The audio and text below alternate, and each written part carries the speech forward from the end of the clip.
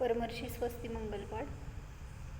नित्य अद्भुत चल केवल ज्ञानधारी जे मुनी, मन पर्यय ज्ञानधारक यती तपसी वागुणी।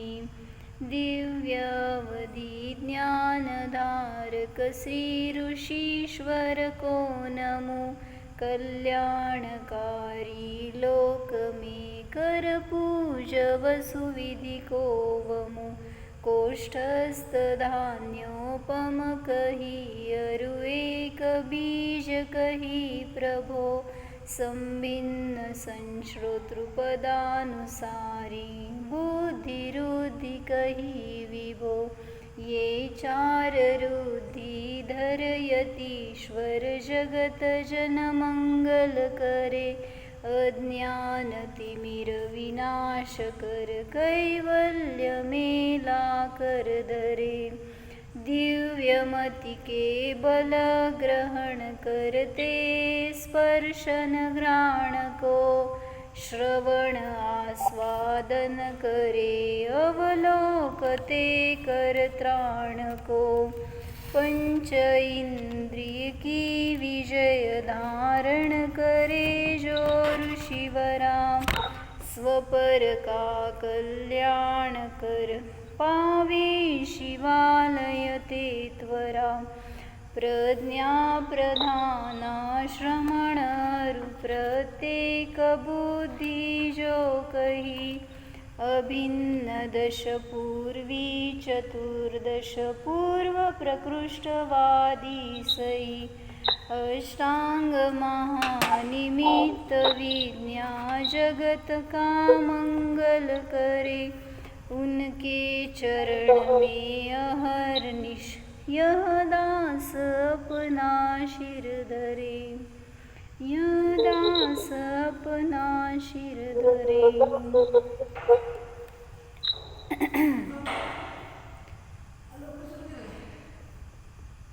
काय बघत होतो आपण? 64 रुद्धींमध्ये बुद्धिरुद्धीचं वर्णन बघतोय। त्याच्यामध्ये जी शेवटची वादित्व रुद्धी आहे त्याचं विश्लेषण बघतोय। काय सांगितलं होतं? वादित्व रुद्धी म्हणजे काय? तर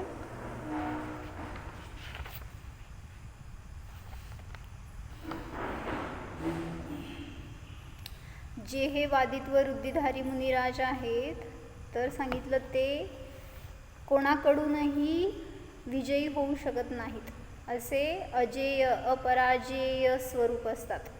म्हणजे सांगितलं की त्यांना कोणीही वादविवादामध्ये जिंकू शकत नाही, अशी त्यांच्यामध्ये एक ज्ञानाची अशी पात्रता तयार झाली आहे, किंवा असं ज्ञानाचा उघाड झाला आहे, अशी शक्ती प्राप्त आहे त्यांना की त्यांच्या समोर सगळे परमतवादी निरस्त होतात। म्हणजे एक कॉन्फिडन्स म्हणा, किंवा त्या ज्ञानाची ज्ञानाचा तेवढा उघाड म्हणा, उद्धार म्हणा, की जेणेकरून समोरून कोणी कसाही प्रश्न विचारू दे, प्रत्येक प्रश्नाचं उत्तर त्यांच्याजवळ असतं। जसं काय सांगितलं होतं मागे एकदा एक उदाहरण सांगितलेलं की सिद्धसेन दिवाकर नावाचे एक मुनी होते, जे की प्रकांड ज्ञानी होते, आणि ते आपल्या आपल्या साधनेमध्ये लीन असायचे, आणि त्यामुळं कोणाचे अध्यात्मध्यात नाही, आपलं साधना करायचे, विहार करायचे, आहार करायचे, परत येऊन आपल्या आपल्या ठिकाणी साधनामध्ये रत।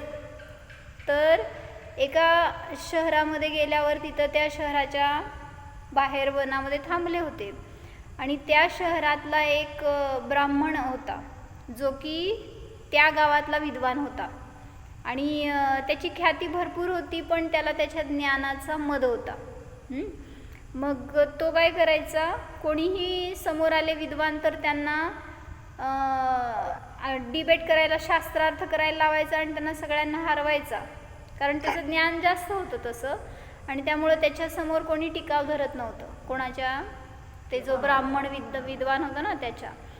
आणि मग हे मुनी विहार करून त्या जंगलामध्ये ध्यानस्थ बसायचे, जाऊन आहारचर्येला जाऊन यायचे, पुन्हा मग जंगलामध्ये आपली आपली साधनेमध्ये असायचे.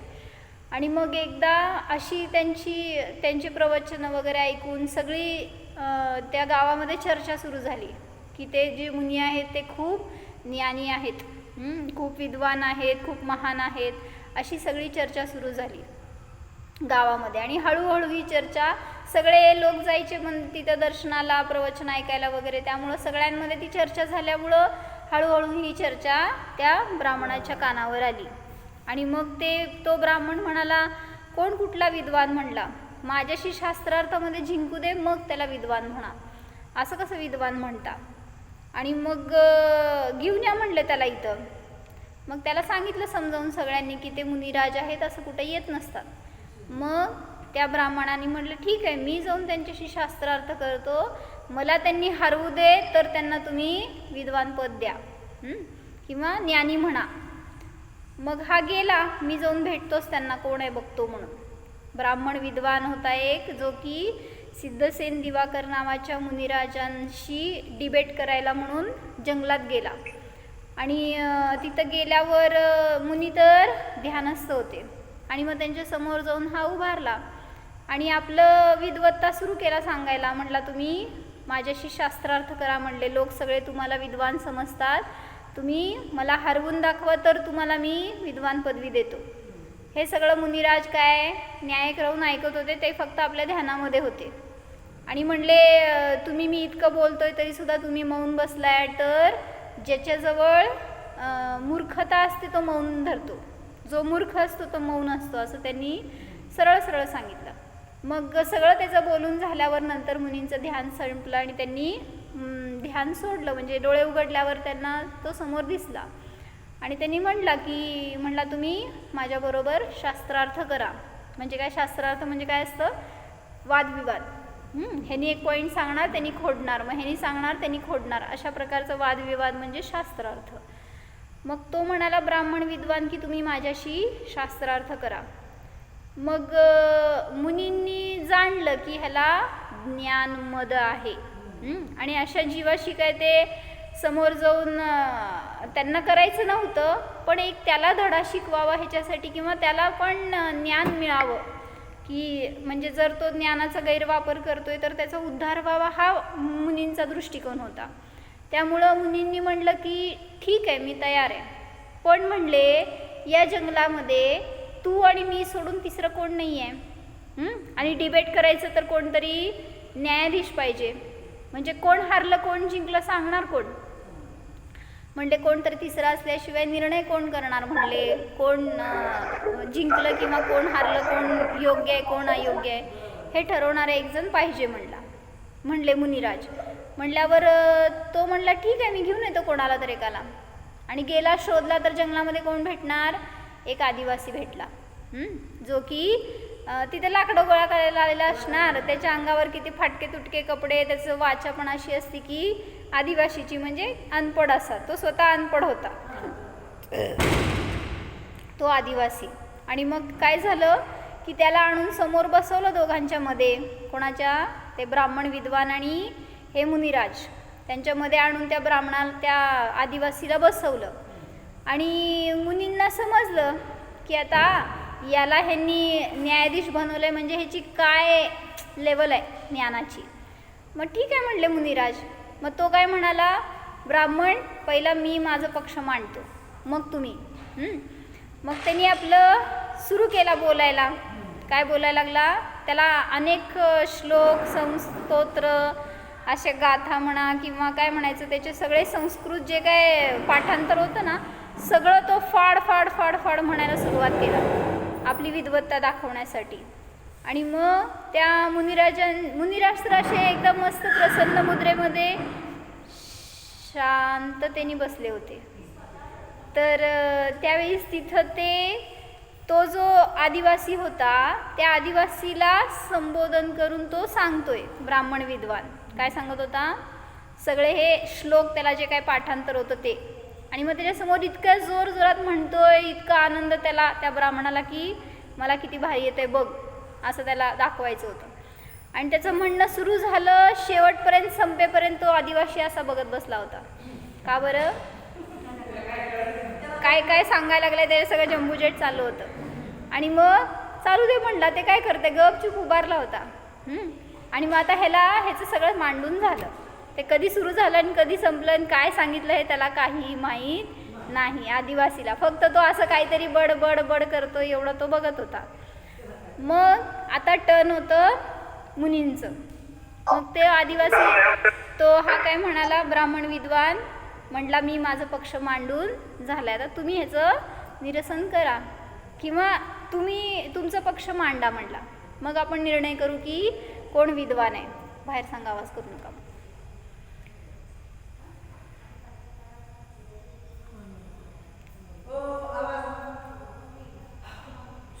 मग तिथं काय झालं की मुनिराज बघितले त्या आदिवासीकडं आणि आदिवासीला त्याला सांगायचं होतं, त्या मुनींना सांगायचं होतं. मग आदिवासी होता कन्नड भाषेतला बरं का, परळीचा, परळीवर आला होता आणि तर त्याला काय सांगायचं. मग त्याला त्याच्या भाषेत सांगितल्याशिवाय काय कळायचं, कारण ते न्यायाधीश होता. न्यायाधीशाला नाही कळलं तर काय निर्णय करणार आहे म्हणल्यावर मुनींनी आपली सतसत विवेक बुद्धी वापरली आणि त्यांनी काय केलं, त्याला 3च वाक्य सांगितली. असं नाही की फटाफटाफटा काय काय म्हणून दाखवलं. काय मुनींना येत नव्हतं का? सगळ्या शास्त्राचे ज्ञाता होते मुनिराज तर, पण त्यांनी फक्त 3 वाक्य म्हणून दाखवली त्या आदिवासी कन्नड भाषिकला. काय काय 3 वाक्य सांगावं चला. पहिलं सांगितलं ते शेवटी होतं. पहिलं सांगितलं जीव मॅले दया माडू. म्हणले म्हणजे काय, कन्नड कोण आहे सांगा. जीव मॅले दया माडू म्हणजे काय भारतीय का सांग.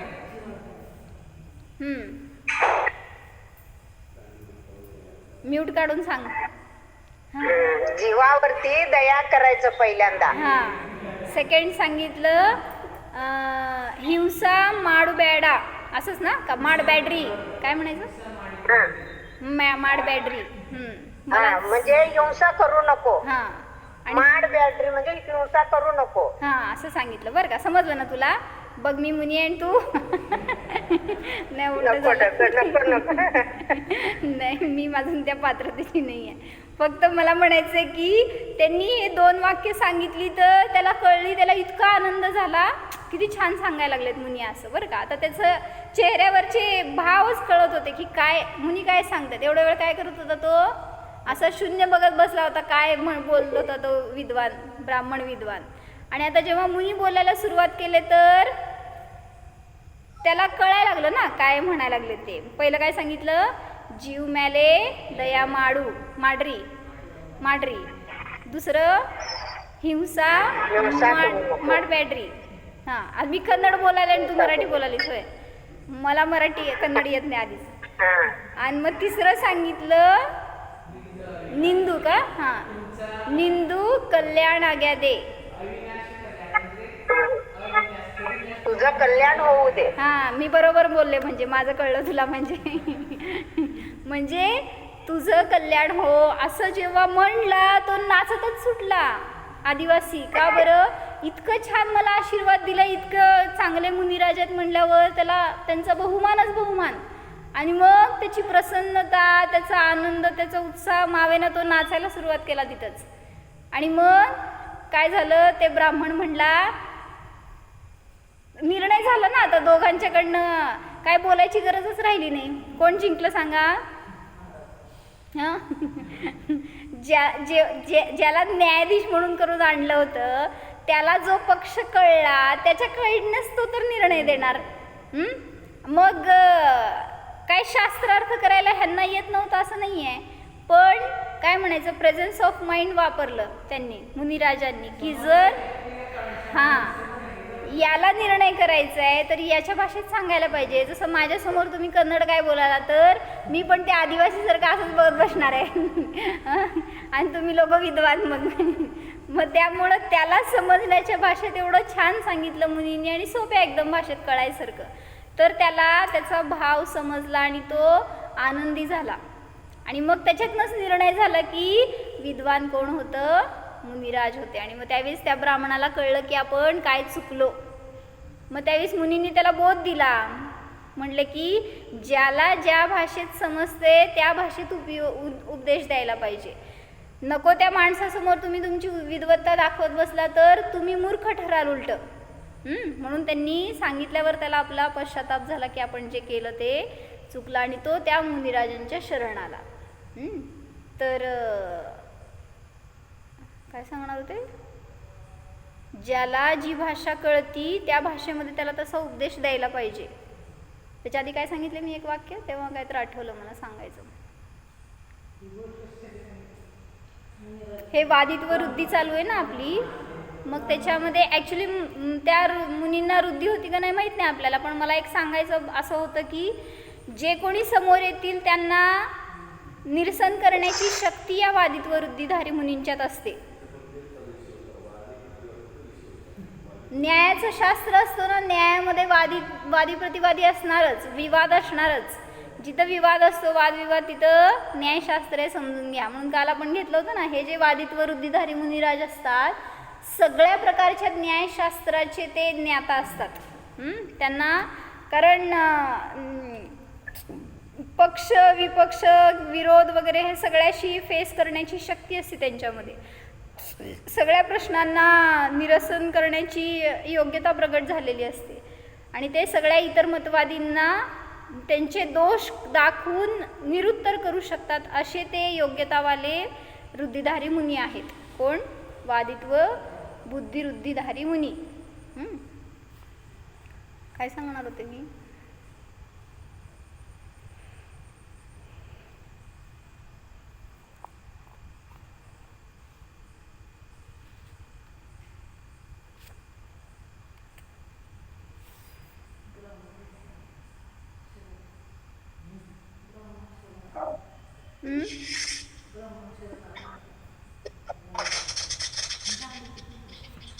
नाही ते झालं, ते सांगताना काहीतरी आठवलं होतं मला सांगायचं म्हणून. बरं ठीक आहे, परत आठवलं तर सांगतो. तर काय सांगत होते की बुद्धिवृद्धी कशाला म्हटलं होतं आपण? परिणामांच्या विशुद्धीने ज्या शक्ती ज्ञानशक्ती प्रगटल्या त्याला म्हणायचं बुद्धिवृद्धी. काय म्हणायचं?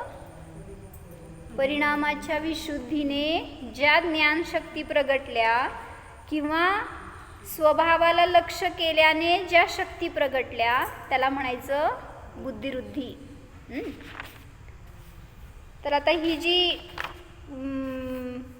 वादविवाद रूप वृद्धी आहे ना, म्हणजे जे वादित्व वृद्धी आहे त्याच्यामध्ये असे नियमाने वादविवाद येणार. मग त्याच्यात काय सांगितलं होतं काल, समोर जरी इंद्र येऊन उभारलाय तरीसुद्धा तो जर विरोध करेल तर त्याच्यासुद्धा प्रश्नांची तोड या मुनिराजांकडे असते. म्हणजे ॲक्च्युली इंद्राची शक्ती सगळ्या बाबतीमध्ये जास्त आहे मनुष्यांपेक्षा, पण तरीसुद्धा या मुनींच्या समोर तो तुच्छ म्हणला जाईल किंवा काय म्हणायचं, तो या मुनींच्या समोर टिकाव धरू शकणार नाही. पण ॲक्च्युली इंद्र कधी विरोध करत नाहीत. इंद्र हे जिनेंद्रांचे अनुयायी असतात, त्यांचे भक्त असतात. त्यामुळं ते इंद्र तर नियमाने जिनेंद्रांच्या स्तुतीमध्ये सामील असतात, विरोधामध्ये नाही.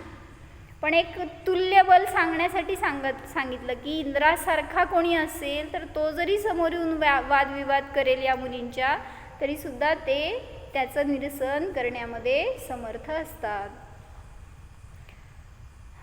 तुमच्याजवळ वादित्व वृद्धी नाही, बरोबर, पण वादविवाद करता का नाही हो? जरी तुम्ही जिंकता का नाही ही गोष्ट वेगळी आहे, पण वादविवाद तर रोज सगळ्याशी सगळीकडं चालू आहे, सगळ्या रीतीने सगळ्या प्रकाराने चालू आहे. कोणाचं कोणाशी? तुम्ही सांगता का मी सांगू? नवरा बायको, सासू सुना, दोन पिता पुत्र म्हणा, दोन भाऊ म्हणा, सगळ्यामध्ये वादविवाद चालू आहे सतत.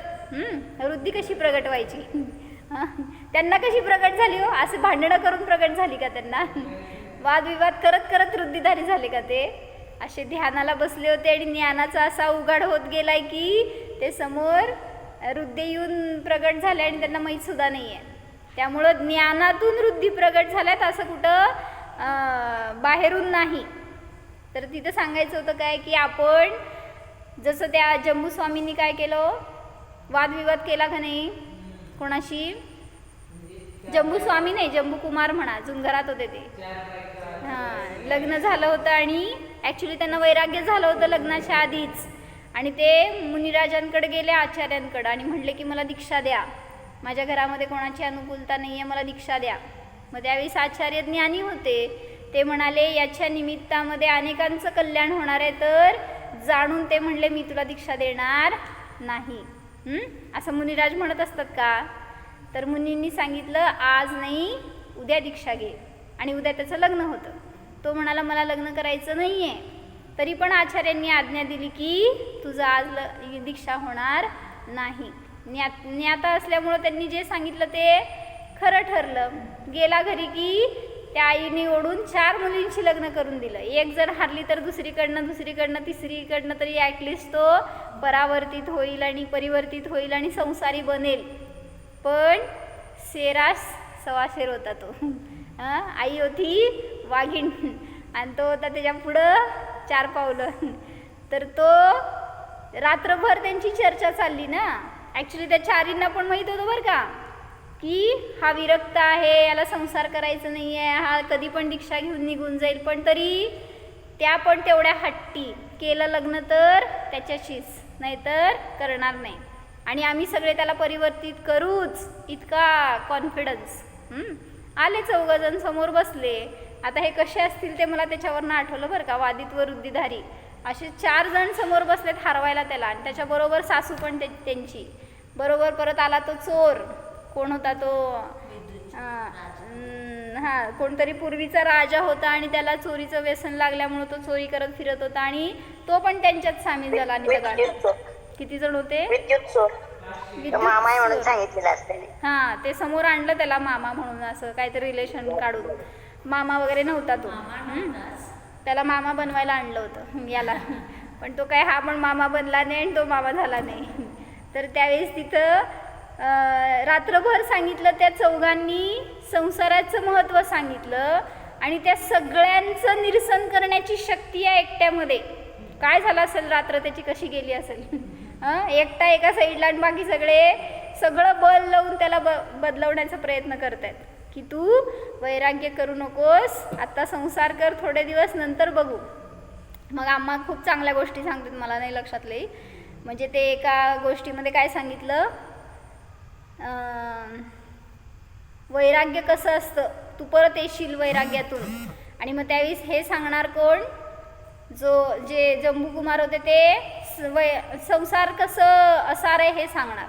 जसं सांगितलं होतं की ती एक स्त्री असते आणि ती सगळं नखशिखांत नटून निघालेली असते कुठंतरी, आणि मग जंगल लागलं रस्त्यामध्ये. तर त्या जंगलामध्ये एक चोर होता, आणि त्या चोराला तिचे सगळे दागिने चोरण्याचे भाव झाले. मग ते चोरायचं कसं म्हटल्यावर, नाही ती मरायला म्हणून गेलेली असती जंगलामध्ये, पण तिच्या अंगावर भरपूर दागिने असतात. आणि मग त्या माणसाने बघितलं तिला की ही मरायचा प्रयत्न करते आहे. कसं करत होती, खाली काहीतरी ठेवलं होतं स्टूल का काय असं, आणि ते गाठ बांधून दोरीला, मला माहीत नाही ॲक्च्युली, पण ते सांगितल्यावर ऐकून कळलं की ते झाडाला असं टांगून घेऊन फास लावून मरणार होती ती. पण तिला ते जमतच नव्हतं कसं करायचं ते. त्यावेळेस त्या मनुष्याने बघितलं लांबून काय चाललंय हिचं, आणि मग त्याला हाव काय झाली, म्हटलं हिच्या अंगावरचे दागिने मिळतील ही जर फाशी घेतली तर. मग तो तिला सांगतोय असं नाही करायचं, असं घ्यायची असती फाशी वगैरे. शाणा भेटलाय का वेडा. मग ती म्हणती मला काय जमेना कसं करायचं, तुम्ही दाखवा. शाणी भेटली की नाही ती. मग ते काय केला, स्वतःच्या गळ्यात घालून त्या अडकवून दाखवलं, आणि खालचा ढोल ठेवला होता खाली, ढोल, आणि ढोलवरती उभारली होती. तर त्या ढोलवर पाय ठेवलेला सटकला, कोणाचा, त्या मनुष्याचा, आणि ते गळाला फास बसला, चुकून फास बसला की त्याची जीभ बाहेर आली. आणि ते बघितल्यावर दृश्य तिला इतकं भय वाटलं, असलं मरण असतं मला नको. तिथनं पळून गेली ती. कोण मेलं, कोण मरणार होतं. म्हणजे कुठं हाव केलं आणि कशाचं. मग असं त्यांनी काय सांगितलं, बघ असं तुला पण काय होईल. कोण सांगितली ही गोष्ट, म्हणजे तू पण असं वैराग्याला प्राप्त होऊन परत येशील, असं त्या 4 बायकांनी याला सांगितलं. आणि मग ह्यांनी पण त्यांना काहीतरी काय सांगितलं आठवतंय का? सांगा कोणाला? जंबूकुमारांनी. हां, ते आहे की ते चरित्रामध्ये, पण आता अलीकडे कुठं वाचण्यात नाही येते, त्यामुळं असं काहीतरी आठवून दिलं तर येईल, पण नाही आता लक्षात काय. मग त्यावेळेस मला म्हणायचं होतं, दोघांच्यामध्ये असा वादविवाद चालू होता आणि त्याच्यामध्ये त्यांनी जंबूकुमार काय करत होते, धर्माचं, वैराग्याचं, वितरागतेचं महत्त्व सांगत होते आणि तिकडून त्या 30-40 जण त्याला परिवर्तित करण्याचा प्रयत्न करत होते. पण वादे वादे जायते तत्वबोधाः, रात्रभर त्यांची जी चर्चा चालली त्याच्यातून काहीतरी फलित निघालं आणि सकाळ होईपर्यंत या एकट्याचं बळ सगळ्यात जास्त ठरलं, कारण त्याच्या मागं जिनधर्म होता आणि त्या सगळ्या चौघांच्या मागं, चौघं कसं 5-6 जे काय कोण होते समोर, सगळेजण संसारी मोही होते आणि त्या सगळ्यांच्या ते सोमवंशी क्षत्रिय कासारचं असते की काय काय त्याचं काय त्याचं ते नाव गोष्ट पाठवते ते माझ्या, मी मला का पाठवलंच नाही ते सांगणार मी आले माझं पाठवलं. भाभी कोणाशी बोलताय? माझ्याशी शास्त्रार्थ करायला काय? सॉरी. तर तिथं काय सांगत होते की सकाळ होईपर्यंत ते सगळे परिवर्तित झाले आणि सगळ्यांची फलटण कुठं गेली? आचार्यांकडे, आणि एकामागं एक सगळे दीक्षित झाले. भलेही त्याला एक बट्टा लागला विवाहित म्हणून, पण तरीसुद्धा त्याच्या निमित्तात इतक्या सगळ्यांना वैराग्य होणार आहे, ते सगळे मार्गस्थ होणार आहेत हे कळलं होतं मुनींना. त्यामुळं तर त्याला दीक्षेची त्या दिवशी त्यांनी परमिशन दिली नव्हती. म्हणून सांगितलं की असा वादविवाद करा ज्यातून की तुम्हाला तत्वाचा बोध होईल, कोणाला तरी धर्माची प्राप्ती होईल, कोणाला तरी जिनधर्माची महिमा कळेल. अशा रीतीने वादविवाद केला तर काहीतरी त्याचं फळ आहे, काहीतरी त्याच्यातून निष्कर्ष निघेल. पण आपले वादविवाद कशासाठी असतात काका? का वाद घालतात? कशासाठी वाद घालता तुम्ही? कोणाला विचारू? म्हणजे एकतर परिग्रहासाठी, आपल्या इच्छेसाठी, नाहीतर काहीतरी सामग्री पाहिजे, काय ना काय असल्या गोष्टीसाठी, म्हणजे थोडक्यात मोहासाठी तुम्ही वादविवाद करता, निर्मोहतेसाठी, वितरागतेसाठी करत नाही. म्हणून त्याचं फळ तुम्हाला तशा प्रकारचं भोगावं लागतं. मी काय चिंतन केलेलं सांगते ऐका. ज्या वादातून तत्वबोध होईल, खऱ्या धर्माची स्थापना, प्रभावना होईल, तो वाद सदैव श्रेष्ठ आहे. कारण आज यथार्थ वस्तू स्वरूप सर्वांना अज्ञात आहे. जे कोणी धर्म म्हणून धर्माच्या आधारे आलेत तर त्या सगळ्यांनाच वस्तूचं स्वरूप माहिती आहे असं नाही. त्यामुळं तर अज्ञानाने जे काय मानेल ते, पटेल ते, किंवा बुद्धीने जे काय जसं स्वीकारलं तसं वस्तूचं स्वरूप मानलं. ते समजून घेण्याची काय खरं स्वरूप आहे ते समजून घेण्याची तयारी नाही. मात्र हटाग्रहाने स्वमान्य वस्तूचे स्वरूप स्थापित केले आहे. जसे मरीचीने 363 मिथ्यामत मांडले व त्याचीच सिद्धी केली, पुष्टी केली आणि त्याचीच प्रभावने करण्यामध्ये तो रत झाला. त्याचं फळ स्वरूप काय झालं? भवाभवामध्ये तो जिनधर्मापासून वंचित राहिला आणि दुर्गतीचा पात्र ठरला. म्हणून सांगितलं काय? जे खरे तत्वज्ञान आहे, सम्यक दर्शनाची कला आहे, ती आज सर्वांना प्रयत्न केला तर सुलभ आहे. पण तुम्हाला भेटणारे सगळे सांगणार की तुम्हाला ती अशक्य आहे. मग असं सांगितल्यावर तुमचा कॉन्फिडन्स, तुमची परीक्षा करण्याची शक्ती असावी आपल्यामध्ये. जरी समोरच्यांनी सांगितलं तरीसुद्धा मला होऊ शकतो का, किंवा मला होतो. आज दुपारी सगळं आम्हांनी हेच घेतलं होतं, चार्ट नंबर 5 घेतला आहे. तर त्याच्यामध्ये तुम्ही अनुभूती कसं करणार, त्या अनुभूतीचं प्रामाण्य कसं ठरवायचं, ह्याच्यासाठी सगळं आम्हांनी खुलासा केला आहे. उद्या मी ती कॅसेट लोड करते, सगळ्यांना ऐकण्यासारखी आहे, जरूर ऐका. म्हणजे ज्याला न्यायामध्ये इंटरेस्ट आहे किंवा काय म्हणायचं, खरंच अनुभूती करायची आहे, त्याला एक मार्गदर्शन आहे कशा प्रकारे तुम्ही वाटचाल करायला पाहिजे. म्हणजे पहिल्यांदा देशना तर सगळे ऐकणार की, पण देशना लब्धी कधी प्राप्त होते, त्याच्या पूर्वक तर्क अनुमान सगळं कशा प्रकारे एकानंतर एक ज्ञान होतात.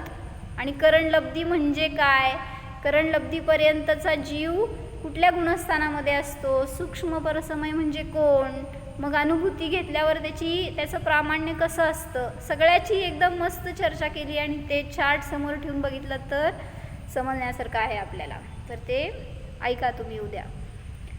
तर म्हणून सांगितलं की जे कोणी तुम्हाला असं मार्गभ्रष्ट करणारे भेटणार तर त्यांच्या ठिकाणी आपली दृढता असावी की मी जाणलंय स्वतःला, मला समजतंय की मी कोण आहे. तर समोरचा कितीही सांगू देत तुला नाही होणार अनुभूती, तू मिथ्यादृष्टी आहेस, तरीसुद्धा मी किती ढळमळीत होणार हो. तसं हे वादित्व वृद्धिधारी मुनी इतके फर्म असतात आपल्या मताशी, त्यामुळं समोरून कोणी किती हलवलं तरीसुद्धा त्यांच्यामध्ये त्यांना ते निरस्त करू शकत नाहीत, पराजित करू शकत नाहीत समोरचे कोणीसुद्धा. तर हे मी आत्मा आहे आणि हे माझे जाणणे सत्यच आहे असं प्रामाण्य करण्याची कला त्या 5 नंबरच्या चार्टमधून शिकवली आज. आपले कौशल्य जिनमताच्या सिद्धीसाठी वापरा, घरातल्या वादविवादासाठी नाही. अन्यथा प्रत्येक घरोघरी वादित्व गुणसंपन्न सुना आणि सासू असतातच, किंवा पिता पुत्र 2 भाऊ वगैरे हे सगळे त्यांच्यामध्ये असले गुण कला असतातच. पण त्यांच्या वादविवादातून संसाराची, रागाची, मोहाची, दुःखाचीच प्रभावना होते, वृद्धी होते. अशा वादविवादात पटुता प्राप्त करतोय, त्यापेक्षा ज्याद्वारे दिव्यध्वनीचा भाव सर्वांपर्यंत पोहोचेल, ज्ञान ध्यानाची सर्वांना प्रेरणा मिळेल, अशा संगोष्टी कराव्यात. वादविवाद करायला जाऊ नका, जाऊ दे आपल्यामध्ये तेवढी शक्ती नाही आहे किंवा आपल्याला तेवढं जमत नाही आहे, तर ॲटलिस्ट आपल्या वचनातून इतरांना धर्माची प्रेरणा तरी मिळावी, जिनधर्माची स्थापना व्हावी, अशा प्रकारचे वचन वापरा. जसं की कुंभोज बाहुबलीला शिबिर व्हायची ना, त्यावेळेस आम्ही सगळे तिथं आलेले विद्वान असायचे बरं का, आम्ही नाही, आम्ही आपलं ऐकायला म्हणून जायचो आणि सगळ्या विद्वानांच्या मध्ये बसून थोडं थोडं शिकलो की आम्ही पण. तर ते हर्ष काकी होत्या, एक दिवस त्यांनी काय केलं, रात्री सगळे आम्ही असं बसलो होतो, अनेक जण ठिकाणच्या अनेक विद्वान स्त्रिया होत्या, तर चर्चा चालली होती अशी. आणि त्या चर्चेमध्ये काहीतरी विषय निघाला, तर असं न्यायाचं फार पक्ष कोणाला माहीत नव्हतं. कर्णानियोग शिकायला आलेले सगळे त्याच बॅकग्राऊंडचे होते जवळपास, पण हर्षकाकींचं ज्ञान न्यायाचं, द्रव्यानियोगाचं भरपूर होतं ना, महाराजींच्या आणि अम्मांच्या सहवासात राहून. तर त्या काय म्हणाल्या, आपण जर एंट्री करायचं आहे, आपल्याला जर समजून घ्यायचं आहे न्याय काय आहे किंवा कशा प्रकारचे त्यांचे मत असतात, तर म्हटले आपण आपल्यामध्ये डिबेट करू. तर आम्ही तिथं एक 7-8 जण असणार ना, सगळ्यांना एक एक मत दिलं होतं. तू बौद्ध मतवादी, तू सांख्य, तू चारवाक, तू काय म्हणायचं अजून असं वैशेषिक, आणि मी जैन. असं आम्ही सगळे बसलो होतो आणि प्रत्येकाने त्याचं मत मांडायचं. एकच पॉईंट घेतला आणि आम्ही सगळेजण, ॲक्च्युली कोणाला माहीत नव्हतं, पण त्याच सांगायच्या. बौद्ध असं म्हणतो, सांख्य असं म्हणतो, जेव्हा वस्तूचं हे स्वरूप घेतलं. इतकं क्लिअर झालं होतं तेव्हा आणि एवढं छान वाटलं होतं. सगळ्यांचे ते थोडंफार माहिती असेल कोणाकोणाला, ते त्यांचे पॉईंट्स घालणार, त्यांचे प्रश्न विचारणार आणि सगळ्याला निरुत्तर करणार हर्षकाकी.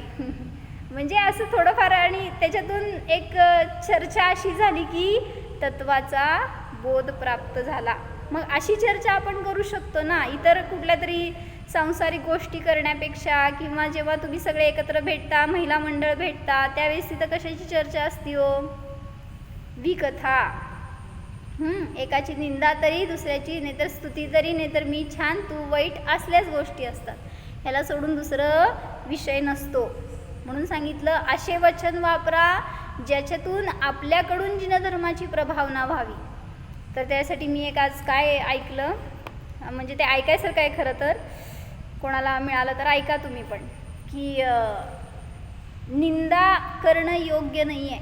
ह्याच्यासाठी एक सत्संगमध्ये असणारी एक साध्वी होती, त्यांना एक लेख मिळाला होता वाचायला, आणि त्यात असं आलं होतं सगळं वर्णन की निंदा कधी कोणाची करू नये, कारण त्याचं फळ काय म्हणते बाउन्स होऊन आपल्यालाच मिळतं. कशा प्रकारे मिळेल सांगता येत नाही. मग तिने पण, त्या साध्वीने पण वाचल्यावर असं इतकं काय त्याच्यावर फोकस केलं नव्हतं, जस्ट वाचलं आणि सोडून दिलं होतं.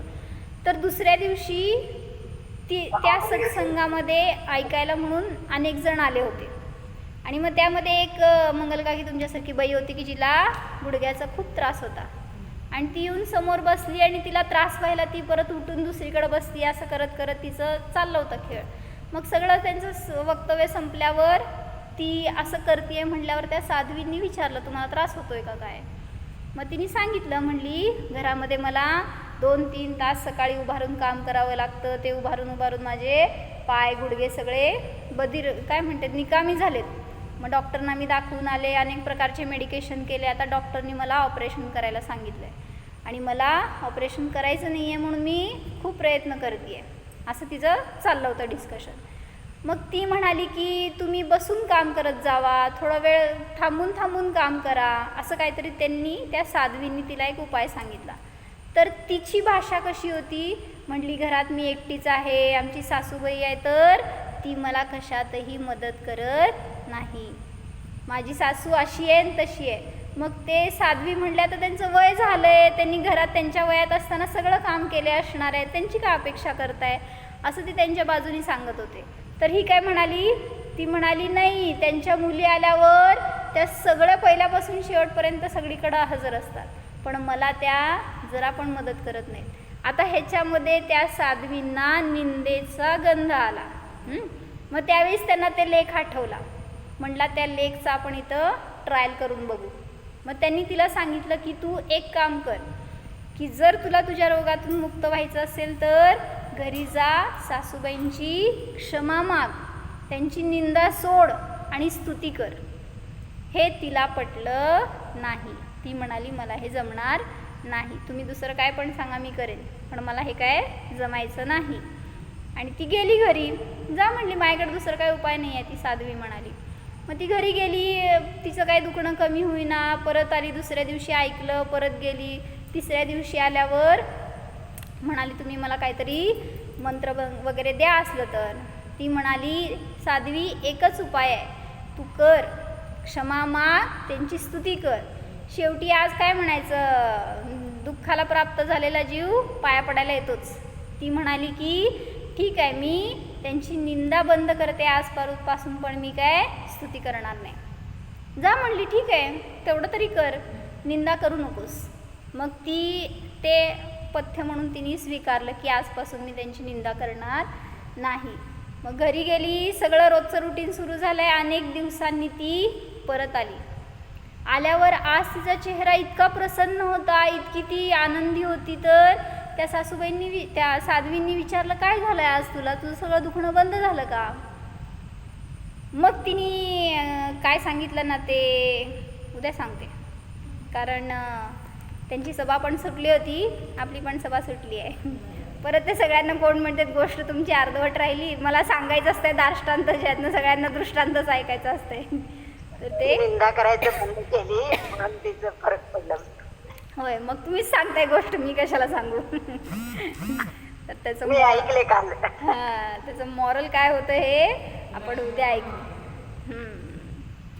म्हणजे आपल्या वर्तनात पण तसं यावं ह्याच्यासाठी दाष्टांत घटवायचं त्याच्यातून. त्याचं उद्या बघू काय झालं. हो जाणा निर्दोष स्वरूपोऽहम्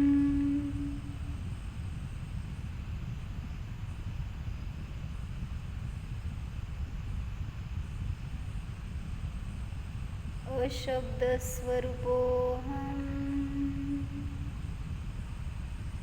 निर्विवाद स्वरूपोऽहम् निःशंक स्वरूपोऽहम् जीवोऽहम्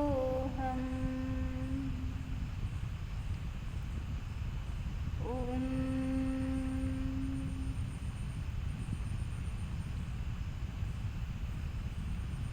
विसर्ज. नमो अरिहन्ताणं, नमो सिद्धाणं, नमो आयर्याणं, नमो वत्सायाणं, नमो लोये सव्वसा